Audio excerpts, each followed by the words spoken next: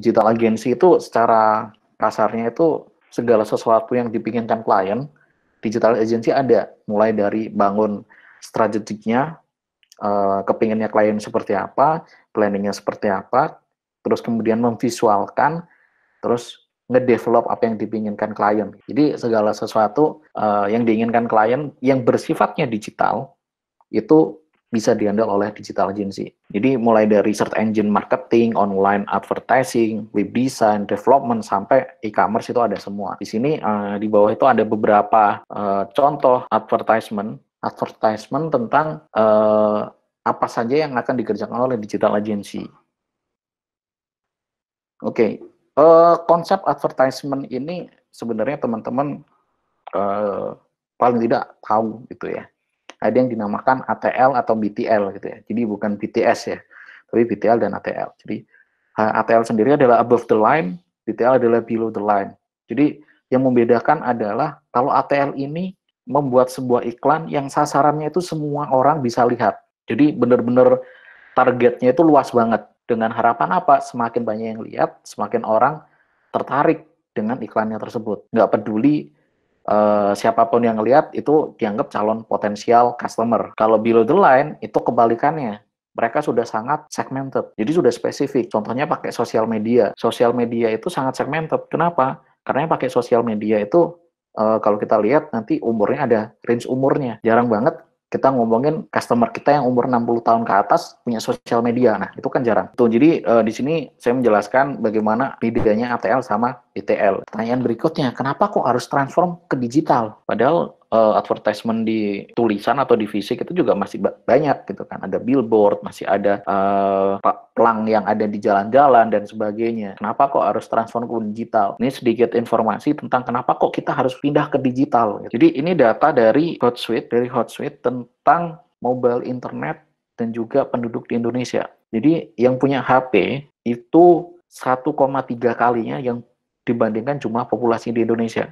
Jadi bisa jadi sudah pasti satu orang kemungkinan punya lebih dari satu, kemungkinan 2 atau 3 bahkan. Kemudian internet usernya, ini pangsa pasarnya masih luas. Kenapa baru 150 juta dibandingin 268? Begitu juga dengan sosial media, 150 juta. Dan semuanya sudah mulai beralih ke mobile. Kenapa? Karena sekarang orang secara tingkat mobilitasnya cukup tinggi. Jadi sudah sangat jarang mereka mantengin Shopee, mantengin Tokopedia pakai laptop. Biasanya sudah pakai HP, smartphone, maupun yang lain-lain. Kemudian audiensnya sudah cukup besar. Terbesar memang secara data kita masih ngomongin adalah Facebook.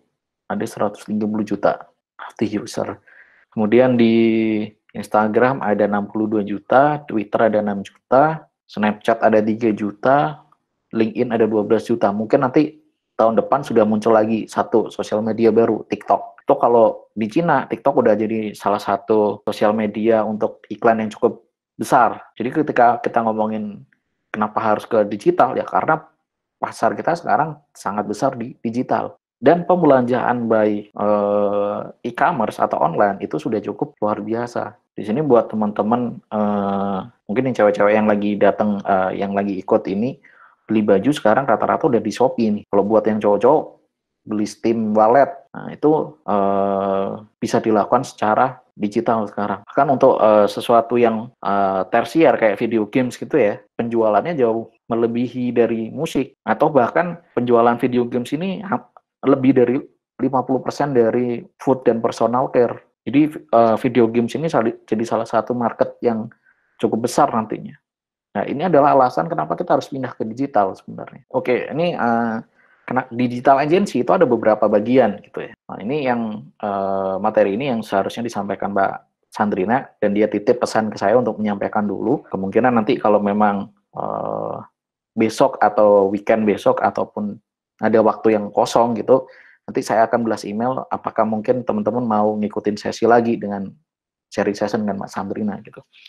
Secara garis besar digital agency ada 5 gitu ya. Ada 5 divisi, ada divisi operasional, divisi bisnis, divisi strategis, divisi sosial media, divisi kreatif. Jadi divisi-divisi ini punya kerjaan masing-masing. Jadi kalau operasional ini, kalau di Wunderman Thompson itu adalah yang fokusnya dalam pembuatan segala sesuatu yang berhubungan dengan IT. Website, aplikasi, landing page, dan sebagainya itu urusan di operasional. Divisi bisnis itu adalah divisi yang ngurusin klien. Apa maunya klien diskusikan dengan divisi-divisi lain. Divisi strategis ini adalah yang mikirin. Ini maunya iklan ini kayak gimana sih dari briefnya si klien gitu. Atau keinginan dari klien, itu divisi strategis. Nanti kalau divisi sosial media itu adalah yang ngurusin segala sesuatu yang berhubungan dengan sosial medianya. Posting, jawabin komen, kapan harus posting jam berapa, buat scheduling, dan sebagainya itu ada di divisi sosial media. Divisi kreatif itu ada dua, ada yang dinamakan copy, ada yang dinamakan art. Kalau copy itu segala sesuatu yang berhubungan dengan tulisan, cerita, caption, terus narasi, itu semua urusannya copy.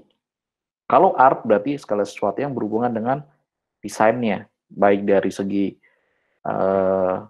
desain grafisnya, foto video, UI UX designer, dan sebagainya. Bagaimana sih workflow-nya ini? Bagaimana sih workflow-nya kalau di digital agency yang biasanya ada di Jakarta gitu ya, atau di internasional, atau yang sudah cukup banyak orangnya gitu. Jadi pertama ada brief dari klien. Jadi kalau ke digital agency ya kliennya minta brief, kliennya ngasih brief ke digital agency, saya mau buat advertisement kayak gini. Gimana ya naik eksekusinya? Kadang-kadang itu si digital agency dapat brief yang cukup enak, sudah jelas pinggirnya gimana. Tapi kadang-kadang juga dapatnya cuman saya pengen ke market yang seperti ini. Nah, itu divisi strategis yang harus nge-breakdown apa saja yang akan dilakukan oleh si tim digital agency untuk bisa merealisasikan apa yang diinginkan oleh klien. Setelah dari strategis ini sudah buat brief, turunan briefnya dari klien, dikasihkanlah ke kreatif. Jadi kreatif yang akan mengeksekusi. Misalnya kayak yang baru di launching sama salah satu kerjaannya oleh Mbak Sandrina itu adalah iklannya band NCT K-pop dengan Green Tea. Nah, itu klien cuman bilang, saya butuh sesuatu untuk bisa nge-guide teman-teman yang lagi demam K-pop. Akhirnya masuklah ke iklannya NCT dengan Green Tea. Di situ kreatif ini ngomongin gimana nanti alurnya si NCT ini minum green tea itu gimana. Nah, itu yang mikirin semua kreatif. Termasuk sampai pada storyboard-nya, terus nanti masuk kepada take foto videonya, dan sebagainya. Itu kreatif semua. Perbedaannya, kalau nanti itu harus ngerjain dengan PH atau production house, itu kreatif nanti ngomongin ke PH atau production house. Setelah jadi dari production house, beres, kemudian dimasukin ke divisi sosial media yang ngurusin itu semua. Sosial media, goalnya adalah ke TVC. Kenapa kok TVC itu yang paling akhir? Karena budget TVC itu paling gede. TVC itu paling enggak angkanya bisa di 1-2 M minimal itu. Untuk buat satu TVC. Plus bayar di televisinya itu. Segitu. Jadi kalau dilihat workflow-nya cuma 4. Tapi apa yang dilakukan cukup banyak. Ini akan benar-benar dikupas nanti ketika Mbak Sandrina bisa join dengan kita. Nanti akan saya informasikan lebih lanjut di email-email yang sudah terdaftar. Seperti itu. Terus apa sih kerjaannya teman-teman bisnis di divisi bisnis tadi ya? Jadi yang paling awal itu ada namanya akun eksekutif. Account eksekutif itu istilahnya yang menjembatani apa yang maunya klien dengan eksekusi dari semua tim digital agency. Jadi dia ngikutin dari awal sampai akhir ya si akun eksekutif ini. Di si TikTok-TikTokannya antara klien itu ya sama akun eksekutif. Jadi si klien itu nggak bisa dia tiba-tiba marahin si orang kreatif, nggak boleh. Nggak boleh marahin orang strategis. Yang boleh dimarahin orang cuma akun eksekutif sama orang-orang bisnis doang. Karena yang berhadapan langsung dengan klien adalah orang-orang bisnis dan orang-orang akun eksekutif. Oke, ini ada pesan dari Mbak Sandrina untuk menyampaikan ini gitu ya. Apa yang kira-kira dibutuhkan ketika teman-teman itu mau kerja di digital agency gitu. Ketika teman-teman mau buat digital agency gitu ya, teman-teman kan paling enggak harus tahu bagaimana dunianya gitu. Karena nggak mungkin juga misalnya teman-teman mau masak gitu ya, mau masak nasi goreng, tapi teman-teman nggak pernah tahu masak nasi goreng yang enak itu seperti apa. Nasinya harus agak keras, terus bumbunya seperti apa. Nah, teman-teman harus pernah dulu, pernah belajar atau pernah malah kerja di digital agency, baru buka. Syukur-syukur teman-teman sudah punya, oh saya punya mimpi, saya mau buka digital agency, saya sekarang freelance dulu, terus besok-besok saya mau buka. Nah, syukur-syukur itu kayak gitu, nanti Mas Kevin bisa cerita lebih jauh di situ. Kemudian, apa saja yang harus dipunyain ya? Jadi yang pertama mental ini. Karena Mbak Sandrina ini kerja di Jakarta dan saya ada beberapa teman juga di Jakarta yang di digital agency, mental ini nggak boleh apa ya, cepat menyerah gitu dengan kondisi yang ada. Jadi harus jadi orang yang strong. Kemudian communication skill itu harus bagus, khususnya akun eksekutif. Kenapa kayak gitu? Karena akun eksekutif itu ngomonginnya dengan klien. Apakah anak kreatif atau anak desainer harus bisa communication skill? Kalau bisa membantu. Kalau nggak bisa, ya nggak terlalu ngebantu. Karena dia kan tugasnya cuma ngedesain.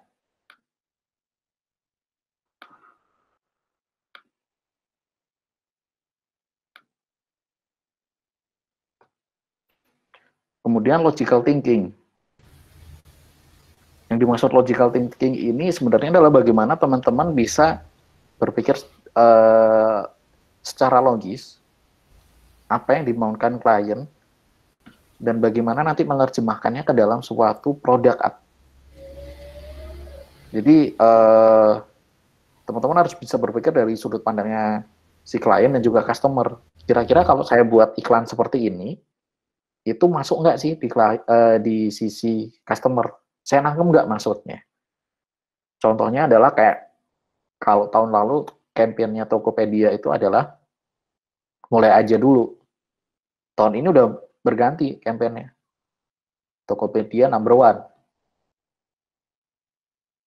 Karena itu adalah sebuah brand image yang ingin dibangun.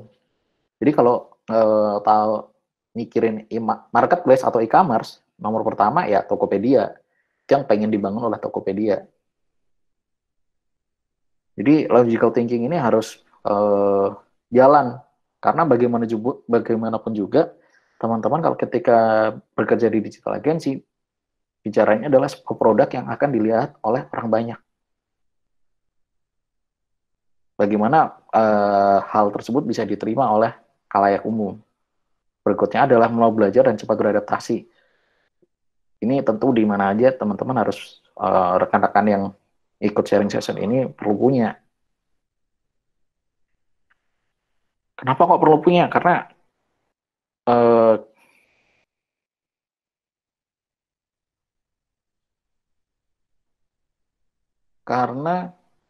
setiap perubahan gitu ya, setiap hal itu, setiap perubahan dan setiap apa yang kita kerjakan itu akan berubah-ubah di setiap saat kalau di digital agency. Bisa jadi teman-teman ada project di bidang penyedap rasa makanan. Terus 2 minggu berikutnya ada tentang bandara, 2 minggu berikutnya ada tentang alat berat. Kalau kalian nggak belajar dan cepat beradaptasi, ya nggak bisa, pasti akan ketinggalan. Kemudian yang terakhir ada technical skill untuk yang bekerja di bidang kreatif dan operasional. Jadi ketika teman-teman masuk di dalam yang technical skill-nya atau bagian desainnya atau art-nya, fotonya, video atau di copy, teman-teman harus bisa cukup bagus itu. Itu membuktikan teman-teman dipercaya nanti. Oke, ini adalah sesi kedua, sesinya Mas Kevin nih. Bagaimana ngebuat digital agency. Mas Kevin mau present atau saya yang present di sini aja? Masnya juga nggak apa-apa, biar sekali. Oke, nanti tinggal next gitu aja ya Mas ya. Oke. Sebelumnya terima kasih sama Mas Bagus sudah ngajakin join. Nah, di sini tentang gimana cara bikin digital agency. Aslinya ada banyak, cuma saya akan ngasih beberapa tipsnya aja sih. Yang pertama harus tahu ini ya, dasar kemampuannya bagaimana. Kalau bisa desain, bisa marketing, bisa video. Kalau saya kebetulan basicnya di desain sama video. Jadi saya lebih ke arah kuatnya lebih ke video, jadi lebih ke arah video. Namun karena akhir-akhir ini yang lebih booming lebih ke digital seperti 3D animasi, saya akhirnya mencoba ke bagian itu. Nah, ini harus difokuskan niche-nya di mana, sektor yang mau kalian ambil itu bagaimana untuk sebelum nge-build digital agency. Setelah itu langkah nomor 2 saat nge-build digital agency adalah harus punya modal sih. Setiap usaha pasti butuh modal, setidaknya untuk modal alat sama modal untuk marketingnya. Marketing ini paling krusial banget karena kalau tanpa biaya marketing kita nggak mungkin dapat klien. Apalagi kalau ingin guide klien-klien yang besar juga perlu effort yang lebih kan, jadi butuh dana untuk digital marketing juga. Setelah itu riset pasar dan kompetitornya. Saat menekuni bidang yang kalian ingin, kira-kira pesaingnya bagaimana sih? Terus di pasar itu keadaannya bagaimana? Karena saya video, saya pertama melihat zaman sekarang banyak sekali video mulai dari macam-macam ya, lebih ke arah yang pakai kamera, tapi yang untuk animasi, untuk membantu produksi iklan, company profile itu masih jarang banget, masih bisa dihitung dengan jari. Jadi karena saya melihat peluang itu, saya milih untuk ke arah 3D. Ini peluangnya masih gede banget. Jadi terus melihat juga karena udah banyak misal video, udah banyak pemainnya, harga jasanya bagaimana yang ditawarkan di pasar. Biasanya semakin banyak pemainnya, makin ancur-ancuran juga. Ininya harus kita riset juga sebelum terjun. Jadi kita bikin agensi, kalau masih skala kecil seperti saya, harus tahu benar apa yang dibutuhkan customer, pasar, bukan kita yang menentukan. Saya bisa desain, saya maunya desain doang, nggak bisa gitu juga, harus tahu target marketnya juga. Terus market yang kita tuju ini butuh apa enggak sih sama jasa kita, apakah mereka lebih butuh yang simpel-simpel doang, atau mungkin jasa kita yang sampai 3D kayak punya saya ini diperlukan atau enggak. Jadi seperti itu. Nah, next. Nah, ini masih kantor awal di rumah saya. Jadi saya memulai semua itu pertama dari freelance nih, dari freelance. Dari zaman kuliah saya mulai freelance. Setelah tahun 2016 dulu saya pernah bikin tim juga, terdiri dari 4 orang, tapi kurang berjalan mulus ya, karena emang satu tim itu hebat semua, di bidang-bidangnya bagus, ada yang video, ada desain, kayak teknikalnya bagus lah, nggak perlu diragukan, tapi kemampuan untuk menjualnya tuh kurang, karena kita tim ya, apa ini namanya, technical bagus, hasil desain bagus, terus bikin karyanya bagus, tapi kalau tidak bisa menjual itu juga sama aja. Dari mana kita mendatangkan apa ya, perputaran duit untuk bisa produksi ke klien lainnya, dapetin klien yang lebih gede atau klien yang long term bisa kerja sama kita terus, itu harus juga diperhatikan untuk marketing terutama. Setelah itu saya tahun 2016 akhirnya keluar dari tim. Tahun 2017 saya mulai mencoba-coba bikin uh, freelance market gitu di marketplace kreatif. Kalau di internet itu ada banyak macamnya. Di situ saya ketemu dengan berbagai orang dari berbagai negara sih, terutama dari Amerika sama dari Europe. Di situ saya sempat freelance selama setahun, ikut agensi dari luar negeri. Jadi kayak kita kerja remote dari Indonesia, tapi proyek-proyek dari luar negeri masuk terus. Nah, dari situ saya mulai menawarkan tuh, saya punya kemampuan lebih, mau nggak ini apa namanya, kerjasama. Jadi, tiap ada klien yang potensial untuk long term, setelah saya kerja beberapa lama, saya kasih penawaran, mau nggak kerjasama yang lebih besar. Saya punya kemampuan ini, apa mungkin bisa membantu agensi apa proyek-proyek yang ada di mereka. Nah, mulai 2018 ini apa project makin banyak, saya ngajak teman saya untuk ngerjain berdua. Partner saya ini saya kenal, kebetulan juga kenal dari internet juga, kenal dari Instagram anak Jogja. Jadi di situ kita mulai banyak kerjaan, mulai banyak apa namanya dari luar negeri. Mungkin next Mas bisa. Nah ini ada salah satu waktu itu tahun 2018 kita pernah di kalau di Afrika pas itu ada fashion ini apa namanya pagelaran fashion besar itu namanya GT Bank Fashion Weekend. Ini di Nigeria waktu itu. Salah satu fashion weekend paling besar. Pas itu sering masuk berita-berita juga. Kita kedapatan untuk bikin video mapping waktu itu. Nah, saya kerja sama teman saya ini cuma berdua waktu itu selama setahun, kurang lebih setahun lah. Sampai akhirnya akhir 2008 pertanggal 18 mau ke akhir lah. Teman saya ini mundur, katanya karena dia juga keterima kerja di salah satu stasiun televisi Jakarta. Nah, saya juga karena udah lulus waktu itu, kebetulan ini orang tua juga lebih nuntut ke kerjaan full time, akhirnya ya udah saya ini apa ninggalin semuanya, saya kerja dulu. Gimana sih kerja full time?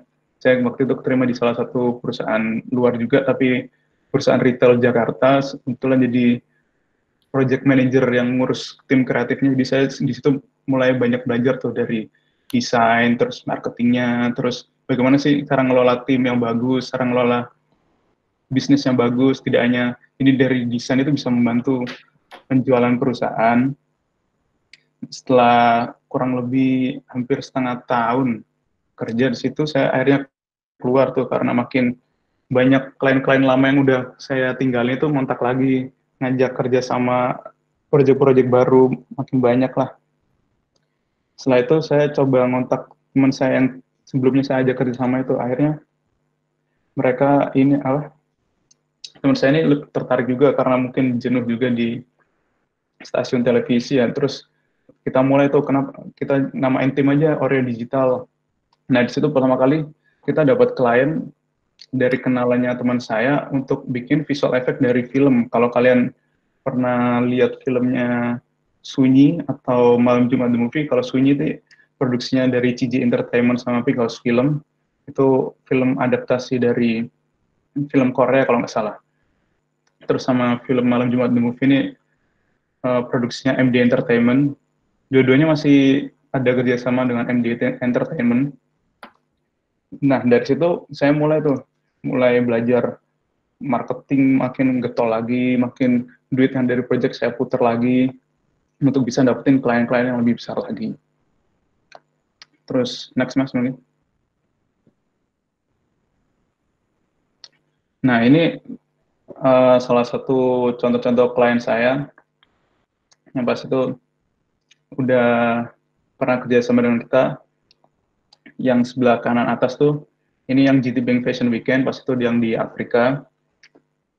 Nah, yang bawah itu, pas itu kita kerjasama dengan agensi dari Amerika, dia kayak membawai beberapa influencer gitu, jadi kita pas itu ngurusin video-video iklannya mereka yang kayak endorse brand gitu dengan youtuber luar, youtuber rata-rata youtuber masih youtuber pertengahan sih, belum yang youtuber besar, masih micro influencer. Terus yang kiri itu juga kita waktu itu kesempatan ada kayak akademi wushu gitu di Arizona. Kebetulan ada acara besar pagelaran gitu kayak wushu untuk TV kalau nggak salah. Pas itu kita diajak untuk kolaborasi bikin animasi untuk acaranya. Jadi pas kalau kalian pernah lihat kayak video pas apa ya namanya, pas kayak konser gitu yang kayak misal yang perform mengikuti aliran animasinya, ya seperti kayak kurang lebih kayak seperti itu. Selain itu saya juga sering mendapat tawaran dari beberapa startup karena orang-orang dari luar kayak misal dari Amerika, dari luar negeri itu yang masih startup, masih perusahaan-perusahaan kecil itu lebih suka ngambil kerjasama dengan kita yang dari Asia Tenggara, mungkin karena juga kita kursnya lebih rendah, jadi menurut mereka lebih murah bayarnya, menurut kita banyak. Bahkan menurut pengalaman saya, yang dari startup yang meskipun kecil-kecil di luar sana, bahkan budgetnya lebih besar dari perusahaan-perusahaan yang di sini notabene besar, masuk perusahaan besar. Jadi saya juga kadang mikir mungkin lebih difokuskan keluar aja, namanya, karena lebih menguntungkan juga. Tapi juga saya juga ingin merambah klien-klien di Indonesia juga. Mungkin nextnya Mas. Nah ini mungkin ada yang ini ditanyakan untuk lebih lanjut ininya, untuk saya lebih jelaskan lebih detail.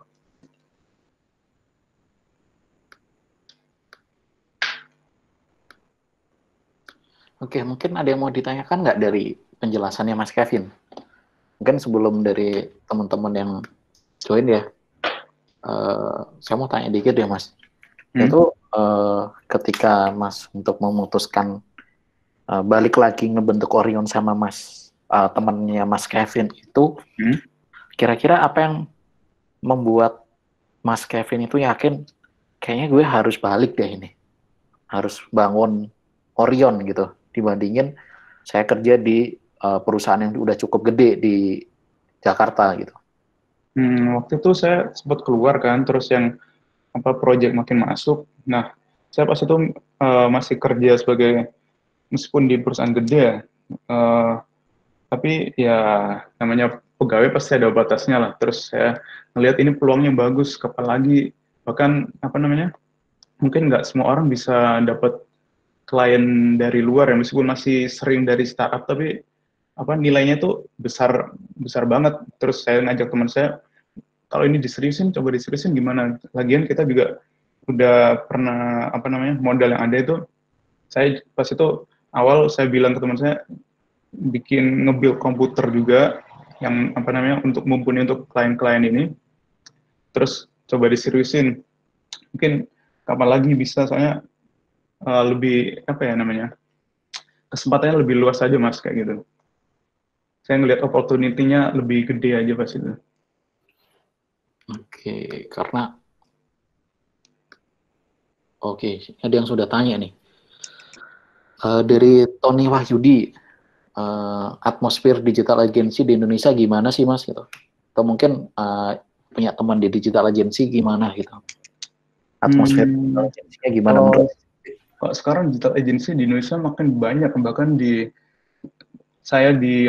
Surabaya sendiri udah banyak banget. Jadi harus pintar-pintarnya kita juga ngasih value di usaha digital agency kita. Mungkin nggak perlu kalau hasil kerjaan harus pasti bagus ya. Kalau ini mungkin kayak kita nge-charge lebih besar atau lebih kecil, Itu tipsnya, kalau kalian nggak bisa jadi yang paling murah di market, jangan coba-coba untuk mencoba murah. Tapi kasih harga yang masih masuk akal daya belinya. Jadi kayak kita kasih value gimana, mungkin pelayanannya yang bagus, terus kita emang kepingin ngebantu klien goalnya bagaimana. Jadi lebih ke experience ke kliennya, karena kita kerjaan jasa ya harus lebih mengutamakan klien membantu gitu lah. Oke, berarti kalau sekarang ini bisa dibilang digital agency udah mulai banyak banget ya di Indonesia ya. Udah banyak banget. Udah banyak banget ya, tinggal gimana kita cari niche value-nya kita ya, yang benar-benar spesifik. Oke, ini ada pertanyaan lagi nih, udah sesi tanya jawab aja gitu ya. Ada tentang masalah hak cipta, Mas. Bagaimana dengan masalah hak kita jika kita sebagai production house yang membantu agensi, kemudian kita share sebagai portfolio. Jadi kayaknya ini sangat relate ketika dulu Mas Kevin jadi freelance ini kayaknya.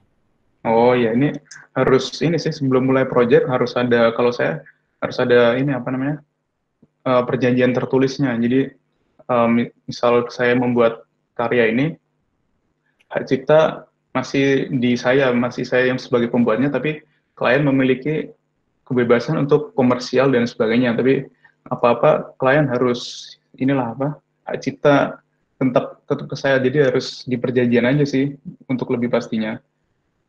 Kalau mungkin kalau ada yang desain video juga, jangan comot-comot di internet juga kalau bisa. Kalau mau yang free mungkin bisa ajak kerja sama temen atau mungkin produksi sendiri. Kalau nggak memungkinkan bisa coba, banyak lah sekarang yang kayak free copyright, bisa beli murah 50.000 juga dapat. Jadi kalau dulu dari Mas Kevin selalu ada itu ya, hitam di atas putihnya dulu ya. Jadi ini udah saya buatkan sesuai dengan brief, sesuai dengan budget.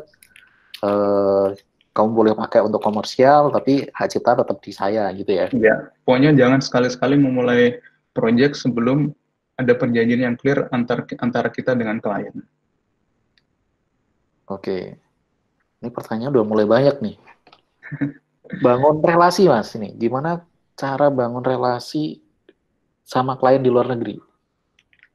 Kalau saya emang awalnya karena marketplace di internet ya, jadi saya coba join dulu ke mereka, kerja sambil ngumpulin modal waktu itu, sambil jadi kita kerja nggak kayak robot gitu yang cuma terima tugas, cuma kerjain pokoknya kelar. Jadi kita juga membangun komunikasi ke atasannya, ini ntar pasti nyebar kok ininya. Terus sama, kalau enak lagi kalau ada teman yang sebidang juga main di mungkin marketplace luar negeri juga. Saya juga sering ikut komunitas-komunitas di Facebook. Facebook itu ini banget loh, membantu banget.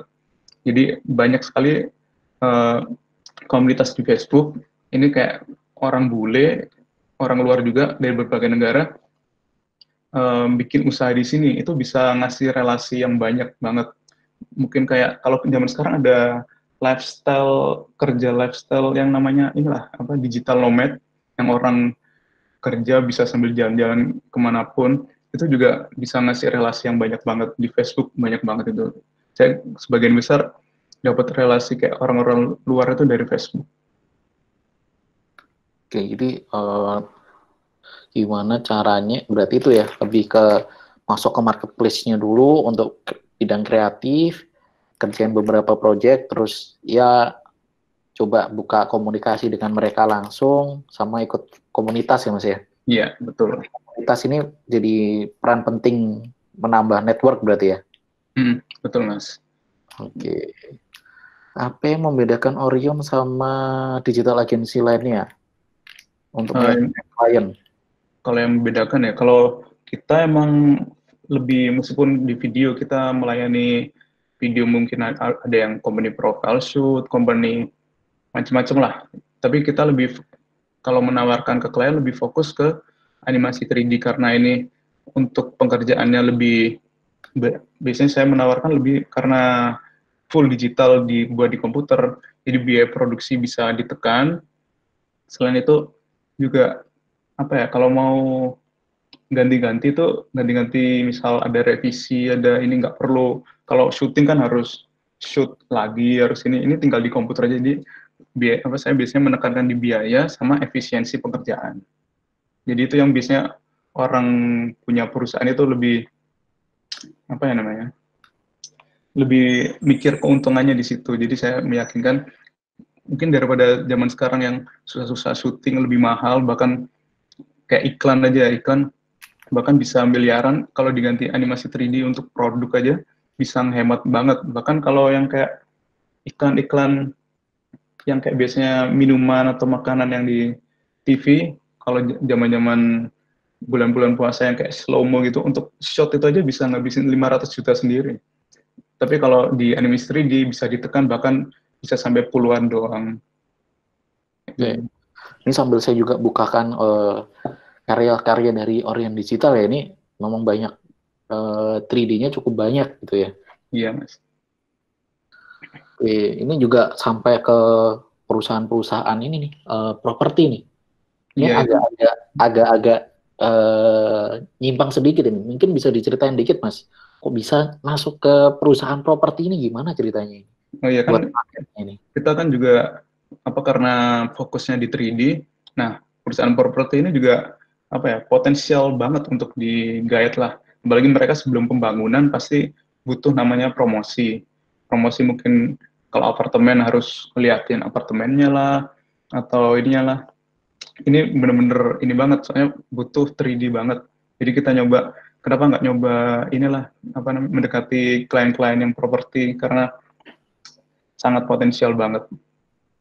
Oke. Sebentar, tadi kayaknya ada pertanyaan lagi nih. Ini ada yang tanya, bagaimana jika kita mau turun ke dunia digital agency tapi nggak punya channel atau nggak punya kenalan relasi? Gimana? Dibangun ya, Mas ya?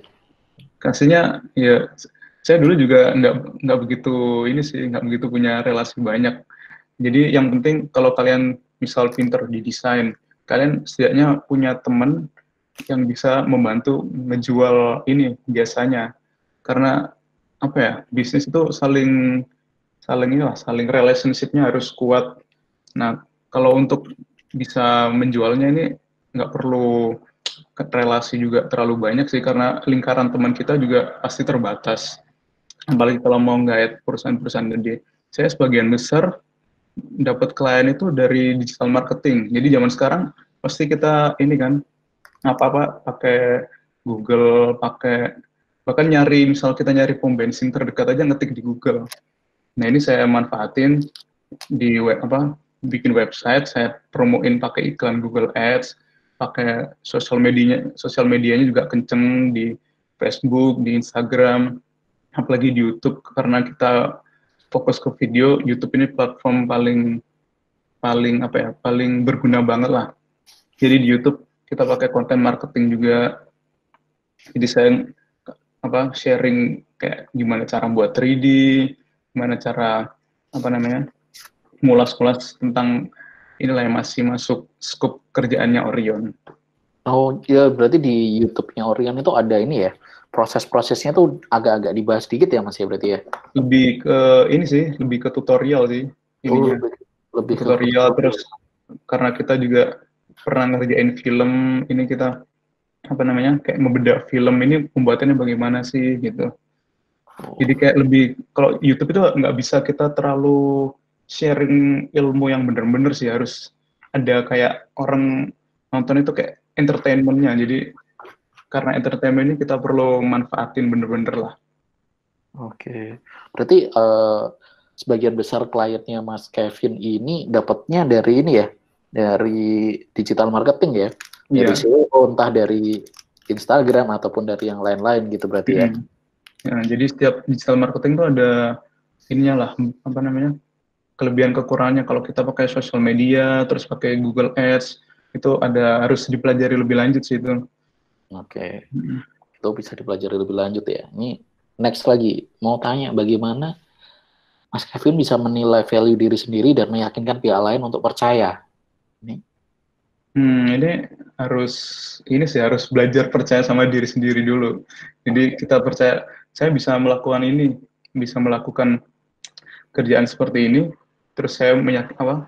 Kalau kalian belum punya portofolio terlebih dahulu, saya biasanya ini ya kayak misal saya bisa 3D, tapi kayak kliennya itu misal dari pabrik ya, pabrik saya misal pertama nggak punya pengalaman bikin project tentang pabrik lah atau menjelaskan tentang pabrik itu kepada klien yang emang harus menjelaskan tentang pabrik. Saya biasanya ngasih tester kayak kita misal nawarin orang inilah sebelum kita menjual makanan kasih tester dikit kalau suka apa namanya bisa hire saya kalau emang kerjaan saya menurut apa namanya bapak atau ibu klien ini kurang memuaskan ini apa nggak apa-apa nggak masalah jadi saya biasanya lebih ini apa namanya kasih tester dulu lah jadi kayak masalahnya apa sih kita harus tanya-tanya dulu ke klien coba saya bantu yang bagian A ini kalau ini berhasil apa namanya saya bisa bantu apa bapak atau ibu klien ini lebih lanjut jadi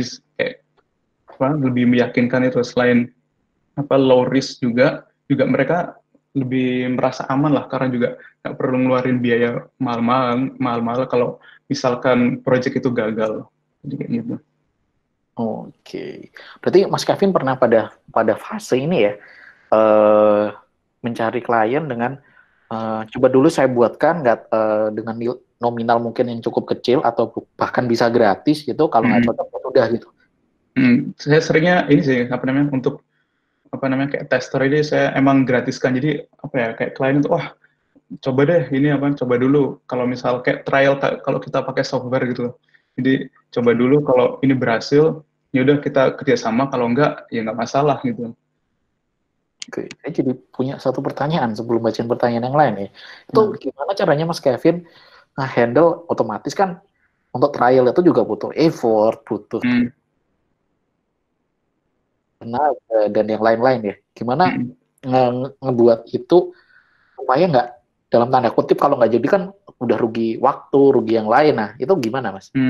kalau misal ya emang ini sih apa namanya konsekuensi anunya apa namanya untuk bisa klien percaya pada kita jadi saya nggak ngasih trial banyak-banyak jadi misal apa ya klien ini mau bikin saya mau bikin apa namanya animasi kayak botol misal botol apa ya produk skincare harus ada airnya muncrat saya coba apa bikinin dulu untuk botol biasa kita bisa apa mungkin ambil free stock di internet misal dia mau bikin saya tapi nggak yakin dengan animasi untuk airnya karena ini kita pernah nyoba beberapa di vendor gagal. Nah, saya tahu masalahnya di situ. Saya coba-coba saya buatkan ini kalau mereka suka dengan hasilnya apa langsung kerjasama. Tapi selama ini selalu kebanyakan berhasil sih di sini. Jadi harus cari tahu dulu apa yang paling mereka khawatirkan.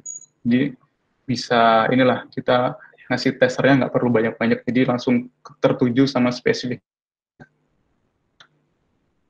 Oke, jadi paling nggak tahu apa yang mereka khawatirkan, yang kebanyakan vendor pasti bilang, oh itu yang ngebuat Hmm, mahal gitu.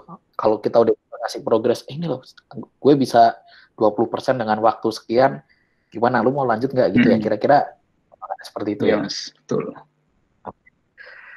Terus ada pertanyaan lagi, gimana caranya yakin project kliennya benar-benar serius atau menghindari klien palsu? Nah, sebelum menjawab pertanyaan itu, saya mau tanya, pernah nggak Mas Kevin eh, dalam tanda kutip ya ditipu klien gitu, atau pembayarannya mundur banget atau bahkan sampai nggak dibayar gitu, pernah nggak Mas? Kalau dulu masih awal-awal saya terjun ya, masih kayak tahun pas masih mahasiswa awal-awal itu saya freelance ini sering kayak gitu soalnya belum tahu ini yang apa namanya cara kerja yang benar gimana. Kalau sekarang harus ini kayak yang tadi saya bilang harus ditekanin ada perjanjiannya di apa perjanjian antar kita dengan klien ada kayak kontrak inilah kontrak kerjasamanya lah ada materai juga kita misal apa pembayaran harus maksimal berapa hari dari setelah apa namanya kerjaan diserahkan kalau ada ini apa bukti kontrak kerjasamanya ini nggak mungkin ada klien yang berani-berani macam-macam sih selama ini. Oke, Karena yang tanya ini mahasiswa tingkat awal, jadi sepertinya saya tahu. Jadi dulu pengalaman Mas Kevin adalah waktu mahasiswa, waktu freelance ya banyak nemuin kayak gitu. Jadi belajar dari pengalaman itu berarti memang sebuah kontrak dalam sebuah proyek itu adalah sebuah keharusan, kewajiban gitu ya Mas. Iya, jadi dulu saya pas sharing dikit, dulu saya pas masih mahasiswa sering dapat project itu sering tiba-tiba apa namanya kan tertarik tuh projectnya lumayan gede untuk ukuran mahasiswa mungkin kayak 5 juta, 6 juta itu gede banget kan.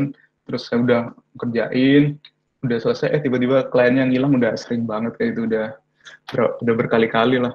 Jadi kalau sekarang sebelum kerjain harus ada tanda tangan kontrak, terus harus wajib kliennya tuh DP 50%, saya biasanya gitu. Jadi untuk apa namanya biaya produksi 50%, terpas udah jadi, udah selesai, baru 50% setelahnya. Oke. Mungkin itu bisa dilakuin ketika ini ya, ketika sudah terbukti bahwa apa yang sudah dilakukan Mas Kevin sebelum-sebelumnya itu bagus. Jadi sudah ada bukti bahwa oke, saya mau DP 50%, terus kamu kerjain, terus sisanya 50% lagi kalau sudah selesai. Itu kan mungkin baru-baru ini aja ya Mas ya, setahun 2 tahun belakang kayaknya ya, atau dari Bener. bener ya Dulu, kayak gitu. Ya. Mungkin insight dari saya sih karena saya dulu di industri juga, atau di industri besar itu agak susah Mas kalau mau DP gitu ya. Jadi kalau di perusahaan-perusahaan besar biasanya malah pakai ini nih, termin. Udah termin nanti kena berapa bulan ini nih, cut off-nya. Biasanya seperti itu. Itu mungkin yang apa ya, pembayaran seperti itu yang harus teman-teman rekan-rekan lihat gitu. Kalau ngomongin sama korporasi besar ya kita mau nggak mau ya harus tunduk dengan aturannya mereka gitu loh. Itu sih yang bisa saya tambahin gitu. Mungkin ada yang mau ditanyakan lagi? Kalau ada yang mau tanya langsung via suara monggo ya. Jadi nggak perlu via chat, via suara langsung juga bisa. Mumpung nih anak muda udah asal Surabaya nih, akhirnya udah cukup banyak. bisa langsung tanya, mungkin ada yang tertarik. Ya, terus iya kalau boleh tahu Mas Kevin ini angkatan berapa ya di DKV ITS ya dulu ya? Saya masuk 2014. Masuk 2014. Hmm. Oke, berarti kayaknya ini juga ada yang angkatan 2015 nih. Nah, nih. Cuma beda setahun loh. Beda setahun. Masuk 2014. Oke, ada yang mau tanya lagi kah? Ada yang mau langsung, saya bisa bekerja sama dengan Mas Kevin gitu, Wah. Mas Kevin seneng kayak kalau punya tim lagi freelance Oh, yang boleh, bisa boleh. bisa Kebetulan lagi butuh anak magang ini 3D modeler. wah, Oh, ini baru aku ada kesempatan untuk magang. Iya, ada, Man. Bisa tidak lihat di ininya Instagramnya Orion Digital. Barusan di post tadi siang. tuh. Ada nih yang ini kayaknya teman-teman di kafe banyak yang nggak hadir nih, sayang sekali nih. Mungkin bisa di ini nih, di infoin nanti ke teman-teman gitu ya, di rekan-rekan mungkin. Nanti saya juga bantu post gitu ya. Kesempatan untuk magangnya ada di 3D karena memang fokusnya Mas Kevin dan Orion ini memang di 3D gitu ya. Iya. Tapi masih pernah belakangan ini ngerjain yang video bukan 3D nggak Mas? Ada sih, 2D juga ada. Kalau video kayak rekam-rekam kayak company profile itu mulai jarang sih karena pasarnya udah apa ya, crowded banget lah. Bahkan tetangga saya aja ini juga buka jasa company profile. Jadinya Oh, saya ngambil yang celah ini karena masih dikit banget. Bahkan saya nyari anak magang ini juga yang bisa 3D juga ya, susah ya? lumayan agak susah sih. Masih baru banget di Indonesia 3D ini. Benar. Jadi salah satu yang membuat bisa sustain ini adalah sesuatu hal yang tidak dipunyain oleh kompetitor lain ya, dan fokusnya Mas Kevin ada di 3D gitu. Betul. Lagi selain 3D mungkin apa Mas ya? Mungkin yang bisa teman-teman magang di Orion atau ada kesempatan kolaborasi atau seperti apa gitu.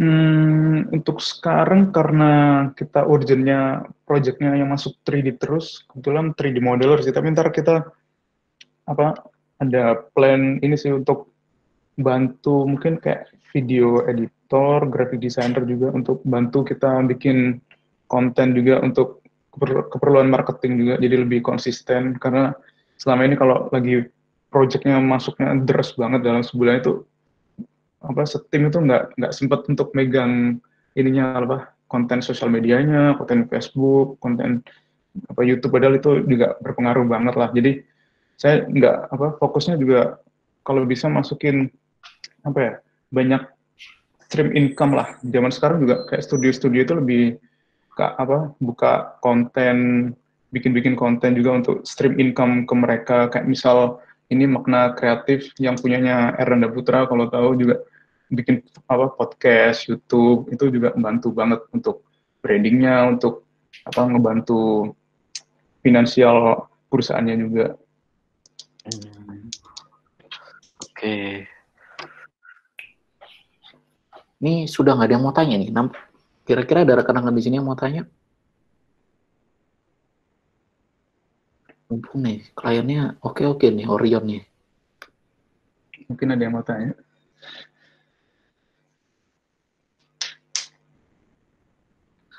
Saya mau tanya ini ya Mas, yang SpanHub 3D produk animasi. Itu klien dari mana ya Mas? Klien dari itu SpanHub. Yang kartu deh Mas. Ya, kartu. Kartu itu itu masih startup baru di Los Angeles waktu itu. Jadi saya dikontak tuh masih pas saya bikinin launch-nya itu, produk launch animation-nya itu masih baru kayak baru mau launching perusahaannya gitu lah. Jadi mereka udah ada produknya, udah produk pasti, tinggal di launch aja, di launch ke publik. Jadi mereka kontak saya untuk bantuin bikin animasinya. Oke. Kalau boleh di-share dikit nih, project paling banyak dalam 1 bulan berapa Mas? Wah, tergantung sih. Paling banyak. Paling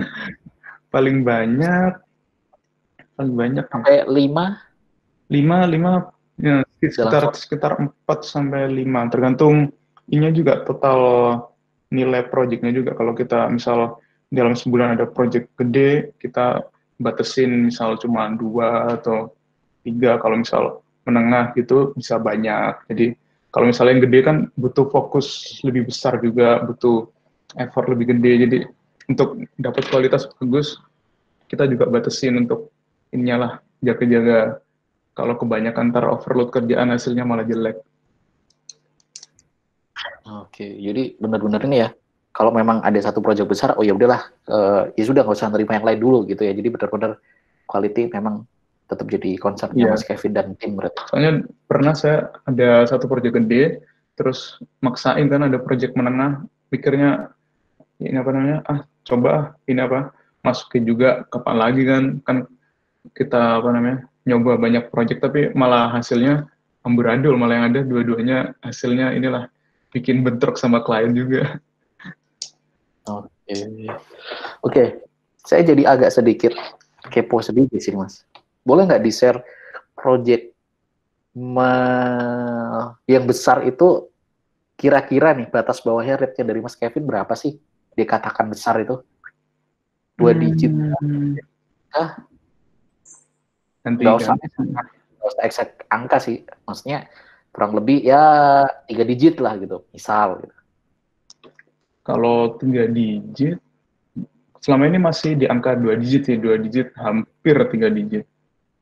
Oke, itu per satu project ya? Per satu project. Siap.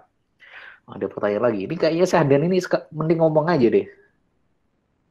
Bagaimana menjaga posisi pada persaingan bisnis? Nah, ini gimana cara menjaga posisi pada persaingan bisnis ini sih yang kayak tadi saya jelasin, harus kita terus riset pasar sama kompetitor terus sih. Jadi semakin hari itu gimana kondisi pasar, apakah jasa kita makin crowded atau makin bagaimana, harus terus berinovasi lah. Jadi misal kalau kita bisa desain nih, misal teman-teman DKV bisa desain, kalau bisa jangan terpaku sama desain aja, mungkin kalian tambahin misal di kompetitor A ngedesain, bisa misal desain branding 10 juta, kalian kepingin apa nge-charge lebih, mungkin saya bisa loh desain branding, tapi ntar sekalian saya buatin company profile bisa 30 juta, nah kayak gitu tuh. Jadi kayak harus pinter-pinter ngasih inilah apa namanya, menawarkan jasanya ke kita, kayak ada tambahannya gitu lah. Kayak misal kalau produk kayak apa, beli dua dapat gratis satu, kayak gitulah misal contohnya. Fokusnya kepada add more value ya dari jasa yang dikasih gitu, diberikan gitu. Iya betul. Oke.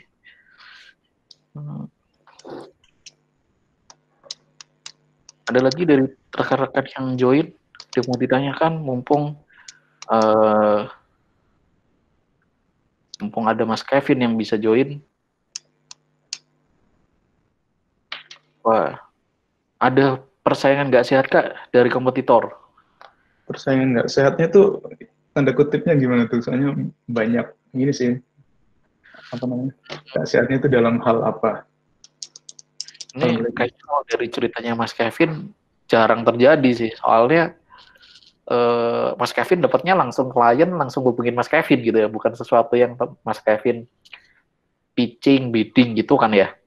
Jadi saya emang dari awal itu sama partner saya itu inilah apa namanya, bikin strateginya kalau bisa kita, karena kita nggak punya kayak apa namanya lingkaran pertemanan juga terbatas ya pasti. Terus kalau bisa klien itu yang mencari kita, gimana caranya kita bisa muncul ke permukaan, jadi calon potensial klien ini lihat kita langsung hubungin kita. Jadi setelah dihubungi kita mungkin hanya tinggal inilah ngasih kayak penawaran jasanya kita bagaimana, tinggal menjelaskan kita sebagai apa, menawarkan apa, kayak gitu. Oke. Ini ditambahin sih, ada ngejelek-jelekan gitu. Jadi kompetitor ngejelek-jelekin, nggak usah sama Orion nih, Orion kerjanya kayak gini dan sebagainya gitu. Kalau jelek-jelekin sih kurang tahu sih, tapi saya karena orangnya nggak pernah ngurusin omongan orang lain, jadi ya gas terus aja. Wow, terus ya. Dan mungkin ini buat rekan-rekan juga ini, jadi agak unik juga Orion dan Digital dan Mas Kevin gitu ya. Kenapa agak unik? Karena mereka punya prinsip biar klien aja yang nyari mereka gitu ya, bukan yang kita harus kepus-kepus klien, harus cari door to door kayak gitu ya. Dan ya dengan begitu, boleh saya tanya dikit Mas, budget marketing berarti cukup besar juga berarti ya untuk bisa show off seperti ini? Nggak begitu sih Mas. Jadi saya tiap bulan itu spend sekitar 2-3 juta untuk Google Ads. Ya pinter-pinter ini aja apa namanya, nge-setting Google Ads-nya. Kita sebelum di-setting harus nulis target marketnya bagaimana, di demografi yang bagaimana, kita riset dulu misal pasar Jawa Timur atau Surabaya misalnya bagaimana, terus perusahaannya kira-kira di Jawa Timur itu bagaimana, terus kemampuan belinya bagaimana, terus budgetnya harus inilah apa seefisien mungkin. Selama ini dengan budget segitu bisa goalin banyak project ya, jadi nggak perlu budget gede-gede, yang penting efisien aja. Oke. Mungkin juga kalau ada yang mau belajar masang Google Ads atau FB Ads, bisa ke Mas Kevin juga nih nanti, sharing-sharing. Boleh. Oke, ini ada pertanyaan yang lumayan teknikal sih. Software 3D pengaruh ke hasil nggak? Misal Cinema 4D lebih baik dari 3D S Max. Nah, ini karena saya nggak tahu di 3D ini, bisa mungkin dijawab. Sebenarnya tergantung sih, aslinya sama aja dari semua software 3D. Mungkin ini ya lebih ke rumitan, kalau menurut saya lebih ke rumitan UI desainnya sih. Kalau kita di Orion lebih banyak pakai Blender karena gratis juga ya, software gratis. Juga kalau misal ada apa-apa kayak apa namanya, kayak kalau kita langganan mungkin kayak software kan mahal tuh untuk meminimalisir itu juga.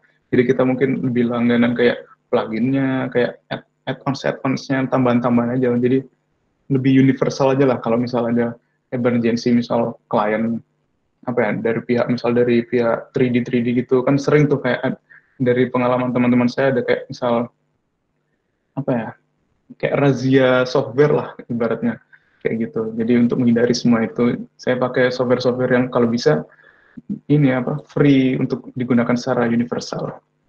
Oke, berarti Orion developnya untuk yang 3D pasti pakai Blender ya Mas ya? Sebagian besar pakai Blender.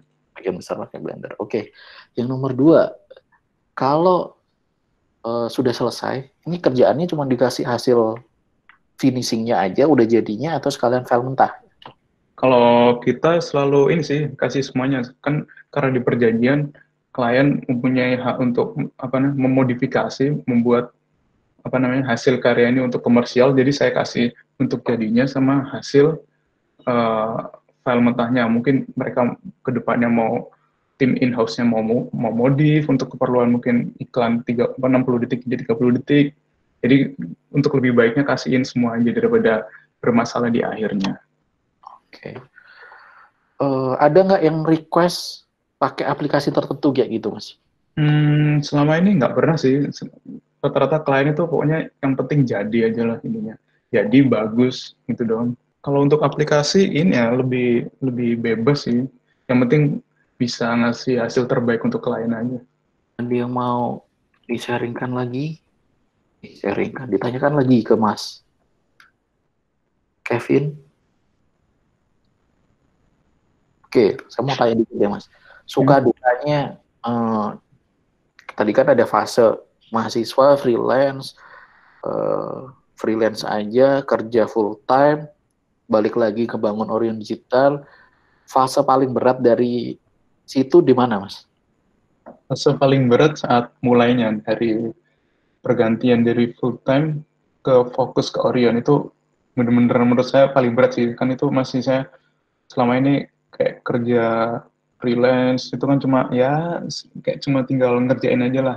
Terus kerja full time kita juga meskipun saya belajar tentang bagaimana cara memasarkan, cara mengelola tim dan sebagainya, tapi masih ada kayak senior-senior yang lebih bantu lah, lebih ngasih bantuan saat kerja. Nah, saat memulai kan kita cuma memulai berdua tuh waktu itu. Jadi kayak saya harus belajar banyak, bahkan saya nggak pernah ngerasain hari libur. Jadi weekend saya baca buku, saya nggak cari tutorial di internet gimana sih cara memasarkan yang bener, gimana caranya saya memasarkan secara spesifik dengan budget yang seminimal mungkin dan kena sasaran kayak gitu sih. Lebih belajar cara memasarkannya lah karena kita punya kemampuan bagus dalam bikin desain, bikin video dan sebagainya. Kalau nggak bisa memasarkan juga susah juga klien dari mana gitu. Oke, susah juga. Ini kayaknya pertanyaan terakhir ya dari sesi kita ini. Apakah Mas Kevin punya price list atau tergantung harganya, tergantung klien datangnya dari mana? Terus, kadang takutnya tiap kota, negara harganya beda-beda. Jadi perkara harga nih Mas, matok harganya gimana ini? Patok harga ya. Kalau 3D saya biasanya kayak hitung misal dalam sebulan tuh biaya untuk produksi itu kayak misal listrik berapa, kayak biaya-biaya yang dasar-dasar, terus harus misal untuk harus kita hitung dasar-dasarnya juga sih. Ntar misal kita ada patokan harga sekian, terus ini untuk misal harga sekian ini untuk mendapat hasil A terbaik nih. Ini sudah termasuk profit yang kita ambil misal. Terus klien ternyata punya budget hanya di bawah ini, jadi kita harus pintar-pintar gimana cara menurunkan sesuai budget klien tapi juga tetap untung di kita aja gitu. Oke, berarti bisa jadi misalnya nih ada temen yang punya usaha di Surabaya, ingin 3D modeling atau animasi dan sebagainya, tapi ada klien juga dari Jakarta, itu harganya bisa beda ya Mas ya? Kalau saya sih untuk klien Indonesia rata-rata nggak beda-beda jauh sih, tergantung ini sih biasanya lebih sesuai budget sih. Jadi kita sudah ada misalnya ada patokan A yang tadi saya bilang, soal ada si klien budget B juga kita sesuaiin juga. Kalau misal ternyata budgetnya di atas yang udah kita patok lebih, ya kita kasih kayak layanan lebih gitu ibaratnya. Kalau di Indonesia rata-rata nggak terlalu berbeda ya. Kalau di luar negeri mungkin harga dari misalnya harga di klien dari US, klien dari Afrika atau dari Eropa itu berbeda-beda gitu ya? Atau gimana? Oh, Atau beda beda banget. Kalau selama ini pengalaman saya paling besar itu dari bukan dari US, malah dari UK, dari Inggris. Kalau US itu nomor 2. Kalau udah kayak Asia terus Australia tuh udah susah, udah nggak jauh-jauh beda sama Indonesia lah ibaratnya. Soalnya kayak nilai tukarnya kan nggak beda-beda jauh. Kalau kayak sama US dollar sama apa namanya euro kan beda lumayan jauh, jadi mereka matoknya bisa lebih banyak kayak gitu. Oke. Nah ini juga pertanyaan cukup bagus ini.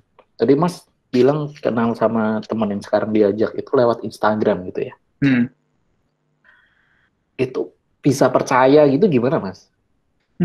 Percaya ini sih apa namanya? Pertama saya karena nggak ada pilihan lain ya, teman-teman pas itu pada sibuk apa ya, sibuk kuliah, terus kebetulan saya kenal ini lumayan lama. Dulu sering sering kontak-kontakan juga, sering bikin dulu saya dari SMA itu sering bikin video-video di YouTube gitu, dia karena suka kayak begitu bisa 3D saya sering ajak collab. Terus pas itu pertama kalinya saya ngajak kerjasama dengan yang partner saya ini, saya coba di satu project ini, wah kok cocok ini kerjanya sesuai apa ya, ritme kita, terus etos kerjanya bagus, terus kepribadiannya cocok lah. Jadi bisa saya lanjut ke pas itu ada project kedua. Nah ini harus di testing juga sih, di apa kita harus kerjasama di beberapa project, karena kalau meskipun teman dekat ya, teman dekat kalau udah masalah kerjaan, apalagi kalau udah masalah ini apa namanya uang itu sensitif banget. Jadi kitanya harus cocok dulu bagaimana ritme kerjanya cocok nggak sama kita kayak gitu. Oke. Dalam bisnis tentu itu sudah cukup menjawab ya. Tentunya dalam bisnis itu ada naik dan turun gitu ya Mas ya. Di fase apalagi di awal-awal nih, belum ada project masuk, tapi harus ngeluarin uang untuk ads, untuk operasional, itu menyiasatinya dari Mas Kevin seperti apa dulu? Pernah merintis tekor di ads dan operation. Kalau ads ya, ads itu saya dulu pas kuliah tuh juga selain ini apa namanya kerja jasa gini juga sering jualan kayak brand apa, bikin brand baju, bikin ini. Di situ saya apa ya, trial and error lah. Ini yang pakai, saya baca-baca, oh digital marketing bagus tuh, saya coba pakai, tapi karena ilmunya masih cetek banget, jadi sering ini ya, sering tekor. Terus dari situ saya belajar. Sebelum saya nyoba untuk Orion ini, saya beli buku banyak banget, saya apa lihat tutorial banyak banget sampai apa ya, udah sampai di luar kepala saya pas itu belajar. Jadi saya nggak mau ngulangi kesalahan yang sama, bisa rugi jutaan hanya untuk ads yang nggak goal satupun. Jadi untuk Orion ini saya benar-benar belajar sampai fasih dulu lah ibaratnya, baru saya terapin ini apa namanya prakteknya. Jadi nggak gagal 2 kali ibaratnya. Oke, jadi gagalnya dulu itu adalah ketika masih di fase mahasiswa, fase belajar, dan waktu masih ada freelance gitu ya, termasuk ya Mas ya? Jadi dulu udah habis banyak banget lah, nggak jadinya malah apa ya, modal habis hanya untuk iklan, tapi nggak ada penjualan satupun. Jadi sebelum misal bagi teman-teman yang kepingin digital marketing, karena kalau kita misal punya toko fisik atau toko yang benar-benar ada fisiknya offline gitu kan, orang bisa langsung masuk, orang bisa langsung datang. Kalau online itu kan kita harus apa ya, beli iklan untuk bisa mendatangkan traffic, orang ini bisa melihat terus bisa menghubungi kita. Jadi harus pinter-pinter ininya lah Pak, menyeting dan menargetkannya, karena nggak semua orang bisa kita targetkan. Kalau mungkin di mall semua orang bisa kita targetkan, kalau di internet harus spesifik biar nggak habis-habisin budget aja. Oke, jadi pesannya ya habiskan pembelajaran itu sebelum selesai membangun bisnis gitu ya. Jadi tidak mengulangi kesalahan-kesalahan yang sudah ada. Jadi awal-awal merintisnya tekor di ads itu udah ketika sebelum bangun gitu ya. Tapi kalau dari sisi operasional pernah nggak sih pada fase bahwa nggak ada project sama sekali nih, Nah, tapi operasional juga harus jalan, harus finansial harus tetap masuk, harus ngegaji partner, harus uh, atau ada kebutuhan-kebutuhan lainnya. Nah itu pernah nggak di fase sampai nggak ada project sama sekali dan uh, sampai tabungan atau operasional itu agak terganggu gitu? Oh, pernah sih itu dulu pas awal-awal. Jadi, apa ya, kalau saran saya sebelum bener-bener full time ke bisnis kayak digital marketing ini, kalau bisa ini apa namanya, punya pemasukan tetap lah. Kayak pas itu saya ikut apa ya, masih jadi apa creative designer di salah satu agensi di luar gitu. Jadi tiap bulan saya tetap ada pemasukan, tapi saya juga lembur-lembur untuk membangun Orion ini. Jadi apa ya, untuk meminimalisir inilah tekornya inilah. Jadi saya masih bisa untuk hidup, masih bisa untuk membiayai Orion juga. Saya juga bilang ke partner saya ini kebetulan juga apa ya, udah punya anak pas itu. Saya bilang kalau bisa apa, jangan 100% dulu ke Orion, tapi tetap menomorsatukan Orion. Jadi saya mau tetap punya pekerjaan, tetap ada pemasukan buat apa menghidupin anak istrinya, tapi juga bisa fokus ke Orion meskipun itu mengorbankan waktu bekerja sampai benar-benar kerja keras lah, nggak pernah libur, sering lembur-lembur, tapi itu apa ya, konsekuensi sebagai kita yang perintis ya harus punya apa namanya, punya pengorbanan itu untuk bisa membesarkan sebuah bisnis. Oke, ini tadi ngomongin partner jadi agak menarik. Kita selesai di 5 menit lagi kalau gitu. Bagaimana Mas Kevin berhadapan dengan tim atau partner yang kalau dari segi usia jauh di atas Mas Kevin, bahkan mungkin 10 sampai 15 tahun di atas Mas Kevin, bisa gitu ya, 10 tahun mungkin. Itu gimana cara ngatasinnya, Mas? Kalau saya sih, menurut saya ini sih lebih ke komunikasi aja. Jadi saya sering lalu juga banyak yang kerjasama dengan yang lebih jauh lebih tua dari saya, tapi ya komunikasi kayak saling menghargai lah. Kalau misal mereka ikut freelance, ikut proyekan di Orion, karena saya masih umur tahun ini 24, ya mereka juga menghargai saya yang punya proyek, saya yang apa kayak mimpin proyek ini, jadi mereka yang lebih menghargai. Kalau misal apa namanya udah di luar kerjaan, dia komunikasi, saya menghargai mereka yang lebih tua gitu. Jadi saling tahu tempatnya masing-masing. Jadi meskipun saya lebih muda, meskipun saya punya kerjaannya, juga saya apa ya, ngomongnya harus juga tetap menghargai, saling menjaga komunikasi aja. Oke, itu kita udah masuk ke sesi closing. Nah, mungkin ada pesan-pesan dari Mas Kevin buat teman-teman yang sudah join ke sharing session kita malam ini. Apa ya pesannya? Pesannya ini lah, kalau mumpung masih muda, masih mahasiswa juga, selain belajar yang benar, ini apa, banyakin pengalaman. Karena pas kita mahasiswa itu kan sebagian besar kita masih ditanggung orang tua kan, mungkin kayak ada bantuan biaya kuliah, biaya makan dan sebagainya, belum yang benar-benar dilepas 100% lah. Nah itu di saat waktu itu banyakin pengalaman, banyakin gagal dulu nggak apa-apa, karena masih ada backup yang ngebantu kita, daripada ntar udah lulus, udah benar-benar dilepas orang tua, kita baru merasakan gagal lebih berat lagi. Jadi untuk mumpung masih muda, mumpung masih ada yang membantu kita hidup, apa, jadi banyakin pengalaman untuk gagal belajar. Jadi ntar kalau udah lulus, sudah apa namanya, bisa bikin usaha sendiri, itu apa ya, tinggal ngerasain enaknya aja, nggak perlu jatuh bangun susah lagi gitu. Kalau menurut saya itu yang perlu ditekankan. Oke, jadi lebih ke mumpung sekarang masih muda, banyakin pengalaman, apa aja diambil kalau bisa sesuai dengan passionnya, dengan keahliannya. Nanti ketika lulus, harapannya jatah gagalnya sudah habis, jadi sudah tinggal Iya jatah benar. aja gitu kan. Kalau Iya di benar. pengusaha-pengusaha sukses kan biasanya bilangnya ya habisin dulu jatah gagal di depan biar belakang-belakang tinggal sukses saja kayak gitu. Iya benar Mas. Oke, oke itu sedikit closing dari Mas Kevin. Kira-kira dari teman-teman Ada yang mau ditanyakan, Mas? Oh iya, kalau mau hubungin Mas Kevin bisa kemana ini? Bisa ngubunginnya gimana? Di, Bisa ada di Orion Digital ya? bisa langsung ke Instagramnya juga bisa. Kalau mau private private ini apa namanya? Misal mau ngechat untuk private bisa nomor saya juga. Oke, better kayaknya ke Orion Digital baru nanti private message sendiri gitu ya Mas ya. Nah, jadi kalau misal mungkin Orion kalau Digital underscore ya kalau nggak salah, bener ya? ya @orion digital underscore. Oke, terima kasih banyak Mas Kevin untuk Oke, thank you Mas bersama Yadus.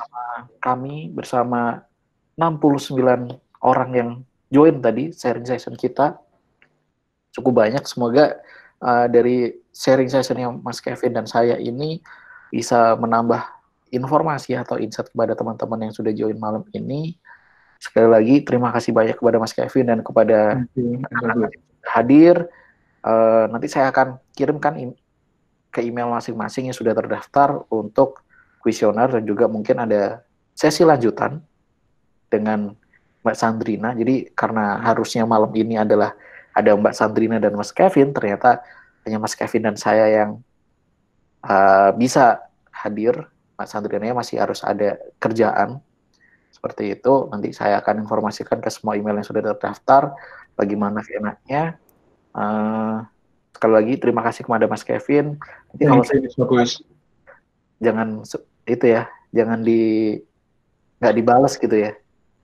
Saya coba cariin juga ini 3D modeler juga Mas. Siapa tahu ada yang berminat. Oke, siap. Thank you. Terima kasih sekali lagi. Selamat malam kepada rekan-rekan semuanya. Tetap stay at home, stay safe, dan jangan lupa nantikan juga sharing session berikutnya dari teman-teman di Sticky yang akan mengundang pembicara-pembicara lainnya yang tentunya bisa menambah insight buat teman-teman. Sekali lagi, selamat malam dan terima kasih untuk kita semua.